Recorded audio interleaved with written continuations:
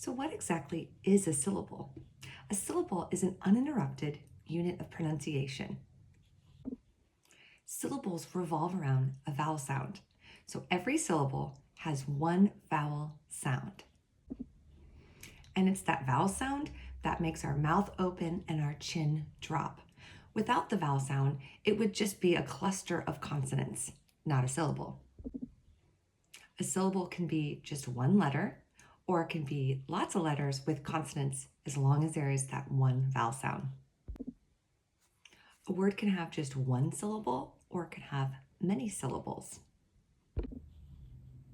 You can tell how many syllables a word has by looking at the written vowels in that word.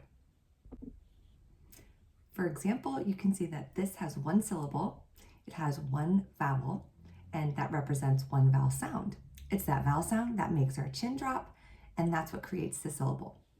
Down below here, we have two written vowels, and they're not next to each other. They each represent their own sound. So that is a two-syllable word. And when we say it, our chin drops twice. So from the very beginning, I want to talk about this concept of that every syllable revolves around a vowel sound. So when we're teaching, in the beginning, you're usually teaching closed syllables.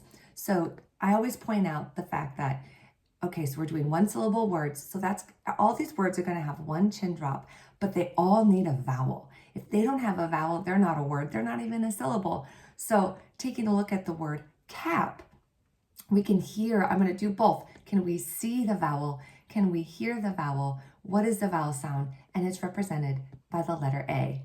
When we talk about open syllables, then I'm going to introduce the concept of those long vowel sounds. Still a vowel, my chin drops, go. And it's that O that's making my chin drop. It's that vowel. I need that vowel in order for it to be a syllable. And of course, then in order for it to be a word. When I teach silent E, I'm going to continue to reinforce this concept. And this gets a little bit trickier, but totally understandable. So in the word cape, let's talk about what we hear. How many vowel sounds do you hear in the word cape? There's one vowel sound, one chin drop, cape. The vowel sound, I'm going to ask my students, what's the vowel sound? A. It's that long vowel sound, A. So the letter A represents the sound A, the vowel sound in this one syllable word. And the E, we're introducing that concept that not every written vowel is going to represent a sound. In this case, the E is a silent marker that helps the A say its name, A, say its long sound. But it doesn't, when I look at this word, I'm not going to say it's two syllables because the E doesn't make a sound.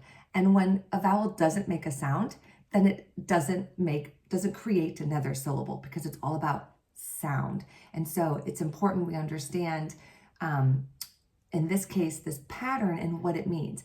That's what we talk about when we talk about helping kids understand syllable types. It's not just to memorize these things, it's to understand the patterns in words and how they work. So I'm always going back to what is our vowel sound? What letter represents that vowel sound? How many syllables are in this word? It's going to be one. And then when I get to teaching multi-syllable words, then it's not this brand new concept that I spring on them all of a sudden about caring about the vowels. Similar to silent E, when we're looking at vowel teams, we want our students to understand that it's the letters are working together to form one sound. That's the difference between a letter and a grapheme. Each of these is a letter. That's a 4-letter word, but it's a 3-grapheme word. R, E, A, D. The graphemes represent the sounds, and there's 3 sounds in this word. E, D. So the EA together represents one vowel sound, E, and that's the vowel sound that this syllable revolves around. When we teach our controlled syllables, it's the same thing, but now we're teaching the fact that AR is what's going to spell our vowel sound. So again, focusing on sound first really helps. So I'm going to say the word farm. This is the word farm. Let's tap the sounds. F, R, m. When you watch my mouth, what sound made my chin drop? F, R, m. It was the R sound. And that sound is called an R control vowel sound. That's when the R controls whatever vowel is in front of it. So together, they are going to make a new sound, a new vowel sound. So not a short sound, not a long sound, but that is our vowel sound. So again, 4 letters in this word, but there's 3 graphemes that spell the 3 sounds in the word farm. And I'm always going to ask, what's the vowel sound in this word? R. What letters represent that sound? AR. So the vowel sound R is what this syllable revolves around.